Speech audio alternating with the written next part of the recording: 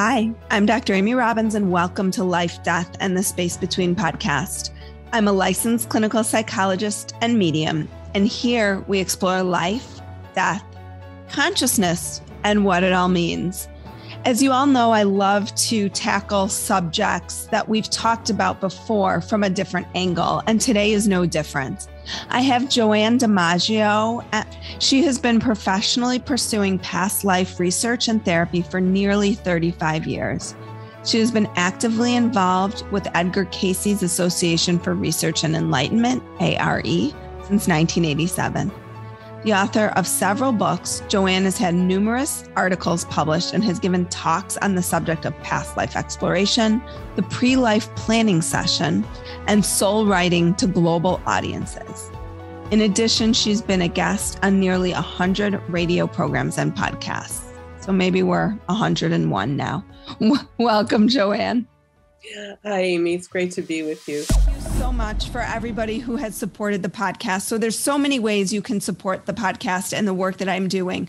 One, you can spread the word about the podcast. So share the podcast with someone you know, repost my anything on social media. If you are a therapist listening to the podcast and you have a client who you think would benefit, share it with them. This podcast has grown completely organically. It is all because of you all sharing the podcast. And we are coming up on 1 million downloads, which is amazing. Other ways that you can support the podcast is through Patreon. So if you would like to become a patron, you can go to Patreon, put in Dr. Amy Robbins. You can find different tiers to support the podcast at the $5, $10, or $20 level or any other denomination. And my $20 supporters do get once quarterly Zoom calls with me. They've been fabulous. If you benefit from the podcast, if your life has shifted or changed as a result of the podcast, please help me continue to help you have on these great guests. Also, follow me on Instagram, Dr. Amy Robbins. I love hearing from my listeners, trying to do my best to be quick to respond. And lastly, rate, review, and subscribe. I also love reading the reviews, so you can rate the podcast, but you can also review the podcast. Thank you all for all of your support, for all of your love, for all of your helping to collectively raise the consciousness of this planet. I'm so incredibly grateful. So there's a few things that I'd love to dig into, but the first thing I wanted to talk about was really what drew me to your work. You have your book, Your Soul Remembers, which is an older book, but it's accessing your past lives through soul writing. And the concept of soul writing is something I really want to dig into so my listeners can understand what that is and how it can benefit them. Sure. Well, soul writing was the subject of my thesis for my master's degree, and it grew out of the Edgar Cayce readings. For those of your listeners who are not familiar, Edgar Cayce is considered one of the most renowned psychics of the 20th century. He had a lot of writers who came to him to ask him, what they could do to deepen their writing. And he talked about inspirational writing. I looked at that, and as a writer myself, I really wanted to dig deeper into what he was talking about. What exactly was that? After doing all the research for my thesis, I thought, well, what's an easy way to explain this to somebody? And I decided that the best way to explain it was to just say it's a written form of meditation. So if you think about prayer is you talking to God, meditation is God talking to you, soul writing is you taking notes. I like that. Yeah. So it's a 24/7 transformational tool that we were given when we became humans. And its purpose is to enable us to connect to a higher level of self or source or angel or ascended master or guide or whoever you believe is on that higher plane there to assist you. And you can ask any question you want. So it's just a written form of meditation. It gives you a profound connection to the divine within, to the core of your being, and enables you to tap into that collective consciousness where answers to all of life and death's questions can be found. So it's extremely powerful. So how does it differ from like connecting to Akashic records or and how do you, while you're in meditation, are you just writing as whatever's coming to you is coming to you? Like, what does this look like? And how can people kind of implement this in their life? Since it is a written form of meditation, you would use the same tools that you would when you're meditating. All right. So the first thing is you find a sacred place, some place that that has the aesthetic qualities that are most conducive to your connection to spirit. Then you set the stage. You just surround yourself with some reminders of your spiritual journey. That could be different pictures or incense or bells or something like that. When you're first starting out, I recommend you do it the same time in the same place. That just sets up a habit. Spirits knows that you're going to arrive at a certain time to do the writing. You can choose between doing it by hand with a pen, which I prefer, or using a keyboard. The only problem with the keyboard use is that you usually have your eyes halfway closed when you're doing this writing, and if you shift over a little bit and you're on a keyboard, you may get gibberish. And so I always do it by hand. I like the feel of the message, the power coming through me throughout the hand and on the paper. Focus on a question. Think about what's troubling you. There's all kinds of ways you can use this. The more profound the question, the more profound the answer will be. And then get ready to write. You just allow the pen to be poised over the paper. One thing I did forget to say was you should say a prayer of protection. Always surround yourself with white light. Make sure that you're safe when you're doing this. And then just allow the message to proceed. So some people, I tell them, just start to make some ovals. And then a letter will come out of it, an E, an L, an M. That's how it started for me. It's always good to sort of wait and read it a little bit later because it's like a fine wine. It embellishes the message as you wait. As far as how do you apply it to life, there's all kinds of ways that you can use it to enhance your psychic abilities. You could use it for past life exploration, which is what I wrote about in the book that you read. You can use it for guidance on a specific topic, like if you want to say, can you explain to me what synchronicity is? The spirit world will guide or whatever will tell it to you. You can use it in various art forms. I used it to create some greeting cards. I was meditating on a famous quotation, and then out of that came a verse that I used for a set of greeting cards. You can explore esoteric philosophies. I did that. What's interesting about this writing is that the answers that you get, it's almost as if there are teachers on the other side, and that depending on the question that you ask, that teacher will come forward. So I asked once, what's the difference between the universal laws and the 10 commandments? I had a whole different energy come through to explain that to me, as opposed to if I was writing about, asking a question about my soul's growth, or if I was looking into doing some psychoanalysis and healing. The beauty of soul writing is that it can be as esoteric as you want. You can go as deep, take a deep plunge into the more profound questions of life, or, you could use it in more mainstream. I had a professor at Virginia Commonwealth University who told me that she read my book on soul writing, and she attributes what she read and her practice of soul writing to helping her heal her breast cancer.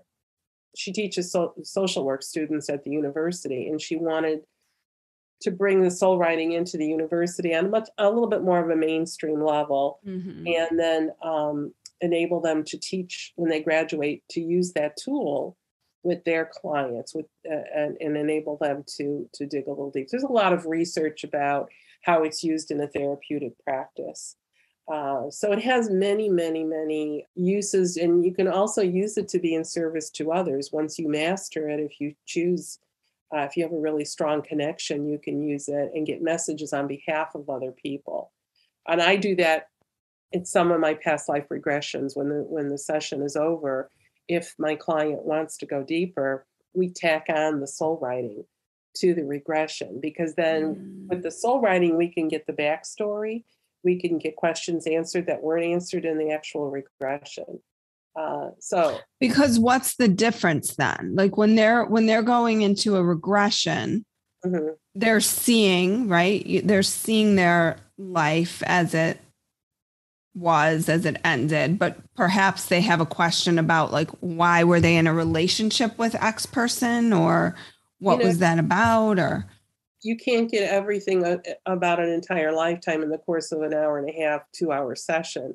So they may have some things may have been left blank, especially if they don't see anything at all about their biological family, like their parents. Some people, they don't see anybody else in the session, in the regression, except themselves and maybe one other person. But we know that they had to have a lot of people around them, who are members of their soul family. Why did that happen? What's the backstory that we didn't get? So that it just fills in the blanks, basically. Or it could provide them with guidance, because many of them say, well, this is all well and good, but now what am I supposed to do? What am I supposed to do with this information? And the soul writing can offer that guidance, and it really helps them to look at things from a different perspective. And that's where these aha moments come in.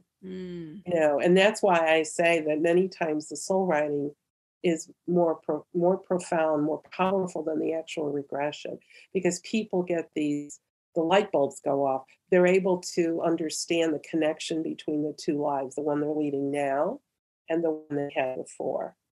Or else they're able to understand the relationship that they have with somebody in their life now who had been in their life before. What role are they playing now in their life, and why did they come in with them? So it's enormously beneficial. And I have had so many people do a sigh of relief. It's almost like, oh, now I get it. Now I understand. Now I see the connection. And that in and of itself is tremendously healing. What is the difference then between this soul writing and automatic writing? I know you talk about this a bit in the book, and I think people talk about automatic writing a lot. I do as well, but I never realized there might be a difference. I didn't either. And I've been doing this sort of writing since I was about 9 years old and didn't even realize I was doing it. I thought it was automatic writing. Turns out that it wasn't. And I didn't find that out until like the 1990s, when I went to an ARE conference on how to be your own psychic, and they had a booklet out on the dangerous doorways of developing your psychic abilities, and automatic writing and Ouija board were like number 1 and number 2. And I was both of those. Edgar Cayce warned a lot about the dangers of automatic writing. And there are case studies of people coming to the ARE who had gotten in trouble with automatic writing. And the biggest concern was possession, because you're opening yourself up to who knows what is out there, right? And if you don't use the prayer of protection and use that white light, surround yourself and protect you, you don't know what level of energy is coming through. So some lower level influences could kind of sneak in there. Soul writing is coming from within. So the information is coming, from above, through you, through your soul, and out into your hand and on the paper. With automatic writing, it's coming from an outside source, not necessarily from a divine source. But with soul writing, you're doing the meditation and the prayer beforehand. With automatic writing, people generally do not do that step. With soul writing, there's total awareness of what you're writing. With automatic writing, many people don't have any awareness of what they're writing. They're just going along, and then they read it and they go, oh. With soul writing, you have that awareness. With soul writing, you're consciously watching as the writing is proceeding. With automatic writing, sometimes you don't have any control of your hand whatsoever. It's just going off by itself. With soul writing, your handwriting is the same as it is when you're in a conscious state. But with automatic writing, your handwriting is often different. And I think the biggest thing is that your soul is being guided through soul writing. It's being nudged, very gently nudged. With automatic writing, it seems like your soul is being directed. It's like you're being told, do this. my biggest way of knowing the difference between the two is whether it's written with the collective we. Like when I'm doing the writing and I'm connecting with my friends upstairs, they'll go, "We are with you always in love and in light." So it's always the we, the collective consciousness that's coming. With automatic writing, it's the ego I. I am here. I am telling you what to do. I am giving you advice. Whatever, however it's written. So those are basically the main differences between the two. How does it differ from channeling? It's not, it doesn't. It is channeling. Okay. It's a form of channeling. Gotcha. It's a written form of channeling, I guess you would say. Mm-hmm. Yeah. Mm-hmm. Yeah. Hi, everybody. I have a new offering that a few of you have taken advantage of so far, and it is a spiritual consultation. So many of you had reached out to me with like questions or wanting to know how to open up more, wanting to know, what you should do in this area of your life or that area of your life, that I thought I would just try to offer a new way to connect with me. So these are spiritual consultations. They can be 30 minutes, an hour and a half.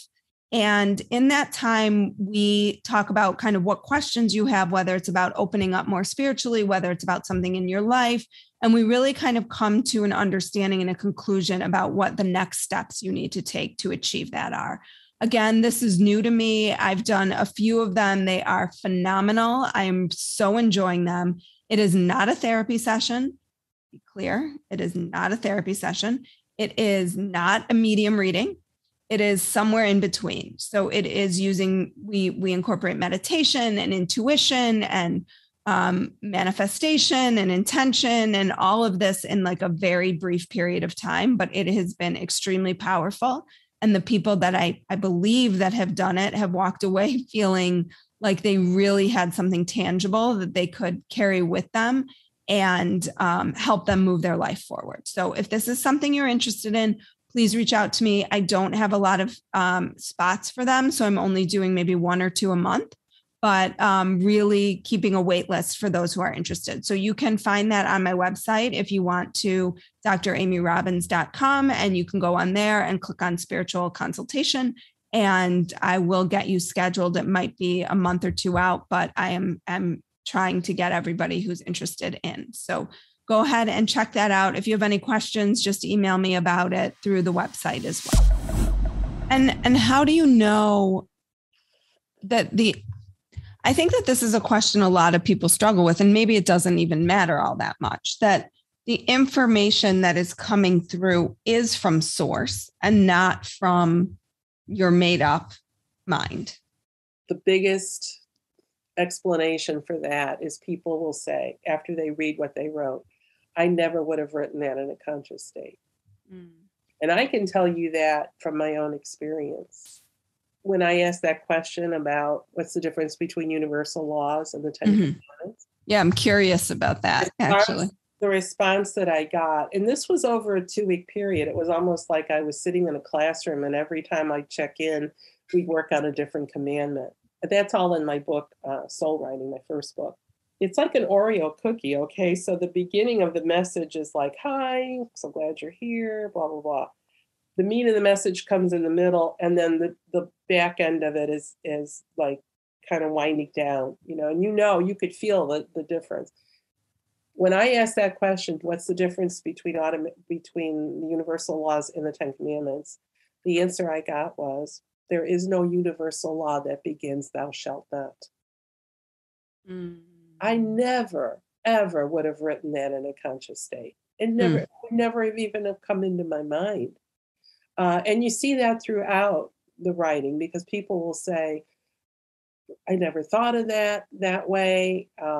They know it's coming from a higher source. Famous people talk about their source of inspiration, like great writers, great composers, Mozart, they all say the same thing. It's like they all go into some sort of a trance or some sort of a meditative state before they begin their work. And then they say, "I know I'm getting help from usually they say from God or source or whatever." And they say, "I don't know where this is coming from, but it's here." And they're the first ones to admit, that this was something that was above and beyond what they would normally do in a conscious state. That's why it's so powerful, because because people realize I'm getting help. There's somebody, it's almost like having this, I always like to say it's a 24/7 phone home card, Mm-hmm. and it's as if when you were getting ready to come to the earth, you were a little soul with your little backpack on because you're coming to this school called Earth. And Spirit says, wait, before you go, here, it gives you this little card that says you can reach us 24 hours a day, 7 days a week. There'll always be somebody here to talk to you, to help you with any problem that you're dealing with. Well, and I can see, it seems, I can really see and understand how it would be a great adjunct to therapy, just in terms of Right. being able to access some of those deeper parts of ourselves if you can let go consciously that we're often defended against, and really tap into that more pure, to the pure soul of who we are. Mm-hmm. Right. It's going to that place deep within where all the answers lie, because we've been given all the tools that we need. We just don't remember, or we don't remember how to use them. And this, to me, is one of the most powerful ones. And it's not something that you need special talent or skill for. Anybody can do it, and do it successfully. Most do it on their first try. Mm. People who are more left brain, more analytical, they're the most shocked when they do this writing, because they're first to admit, I never write something like this. If you get someone who's a lawyer, or somebody who's a accountant, or somebody who is used to different thinking process, and then they do this writing, they are really profoundly affected by it. Mm-hmm. Mm-hmm. Can we talk just a bit about pre-life planning sessions and what that looks like and what you've learned about those in your work? Sure. I did a research study on, I had read all of Dr. Michael Newton's work on life between lives. I had not incorporated that into my regression practice. I've been doing past life regressions now for over 35 years. So I had a lot of clients who came to me for a regression, and they would say, all of my problems are because of my mother, or because of my husband, or because of my children. They were blaming other people. And I thought, no, you kind of set this up for yourself. Mm. And then I had a lot of people who were terrified of death. And that was especially prevalent during COVID, beginning of COVID. So I wanted to develop a research project in which we would examine all of those things. So I brought together 25 volunteers. Their average age was 62 years old. Mm. We did a regression first, and then I took them from the regression into their life between life planning session. I asked them questions like, what does it feel like to die? Asked them, what is it like when you get to the afterlife? Is there a gateway like St. Peter with the pearly gates? Is that real? Is there a welcome home committee? Do you have any kind of a debriefing session? What does your spirit home actually look like? And then we talked a lot about appearing before the Council of Elders. These are the equivalent of guidance counselors at school. Mm-hmm. They have access to all of your past lives. It's almost like they've got your report cards out, right? And you work with them and you go, okay, what lessons didn't I quite get? What do I need to take on? And that was why we did the past life regression, because we wanted to zero in on the lifetime in which issues came up that they were working on in the here and now. So they appear before the Council of Elders. I ask them, what does the council chamber look like? How many elders are there? And then what advice do you get? They list their karmic issues. They list their karmic attributes. And I ask them, what is your soul's ideal? What's your hope? What's your mission? Why are you here? Why did you come to Earth? And then we look at the members of their soul family who came in with them. Why did you choose your parents? Because we do choose our mother and father for whatever reasons, for we take into consideration the socioeconomic conditions we're going to be born into, the religion we'll be raised in, all of that, the country we were living in. And then after the parents, we go into our soul family. So these, we travel together as a soul pod. So the same souls that are in your life now have been with you since the beginning of time. We just change roles and we change genders. So your mother in this life could have been your husband in a previous life. So we look at that. We like who said they're going to come in with you and why. That helps a lot with forgiveness issues, believe it or not, because you can, once you see that they came they may come to challenge you, but they do so with love because they want to help you grow. They want to help you deal with the issue that you decided to work on. Then we talk a little bit about why did you pick the body that you have now? How did you pick it? Why did you want to be female? Why did you want to be male? And then you get any memory triggers given to you, things that once you get on earth, you'll remember certain things. Like for me, it was anything with the 18th century. As a child, even I resonated to that from the very beginning, and that's a memory trigger. So there are things that like they're deja vu experiences, things like that. I asked them, what was your desire? How strong was your desire to incarnate again? And then they got on board and came back into this life. But it gave them a real understanding about why their life was the way that it is, or is the way that it is. And they realized that they made those decisions themselves. Now we have free will, and you can always change the trajectory that you're on if you choose to. You set in motion certain circumstances that will enable your soul to deal with the issue from that past life that's unfinished business that you brought in with you. I wrote it, it's in my book, I Did It to Myself Again. Can you answer those questions through soul writing, or no, you really need Yeah, you can. Absolutely. If you, like I said, the more profound the question, the more profound the answer. So if a person wants to know, why did I choose my mother to be my mother in this life, certainly you could get that answer in the soul writing. Yeah, there's almost nothing the soul writing doesn't address. I did add soul writing to this particular project because the project was so long. The sessions were like 3 hours, and most people get tired, or they're overwhelmed. They're processing, and they want to come back. But I encourage them on their own.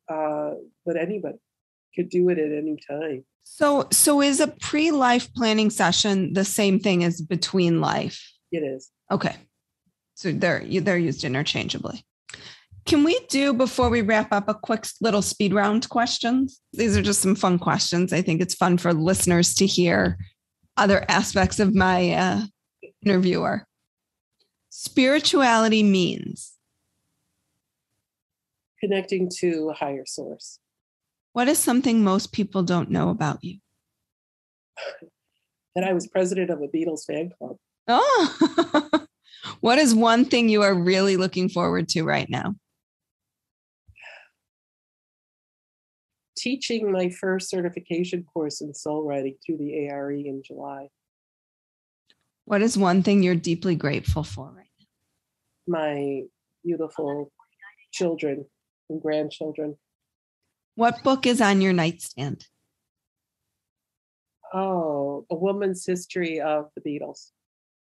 You really do love the Beatles. I'm working on a book on the Beatles right now, on the Beatles and spirituality. Huh. It's called The Inner Light. Interesting. What is your favorite spiritual or healing practice? Soul writing. What has been the most transformative experience of your life? Meeting someone who knew me in a previous lifetime. Someone dear. Wow. And did you know that you knew them because of the connection or because of a regression? Well, we had a mutual friend who was a past life therapist who knew each of our previous lifetimes. She connected us. And so then she did a joint regression on the two of us. And And I was able to ask questions of this person, and she made comments, and we knew there was no way to deny that we knew each other in the 18th century. Wow. Yeah, it's pretty powerful. I've never experienced anything like that since. Have any of your clients ever experienced anything like that? Yeah, they recognize people from previous lifetimes that are in their life now. And they recognize patterns they're repeating. Well, Joanne, thank you so much today for sharing this new tool with my listeners. I think they'll definitely benefit from it. If people want to learn more about you and your work, where can they find you? I invite them to come to my website, which is joannedimaggio.com. Well, thank you so much for imparting this wisdom on us today. Thanks, Amy. I enjoyed every moment of it. Like what you heard today and want to hear more? Wondering what comes next and what it all means? Head over to Apple Podcast, Spotify, Stitcher, Google Play, or anywhere you get your podcasts and hit subscribe. Also, if you could take a minute to rate and review my podcast, I would really appreciate it. Stay tuned as we continue to explore life, death, and the space between.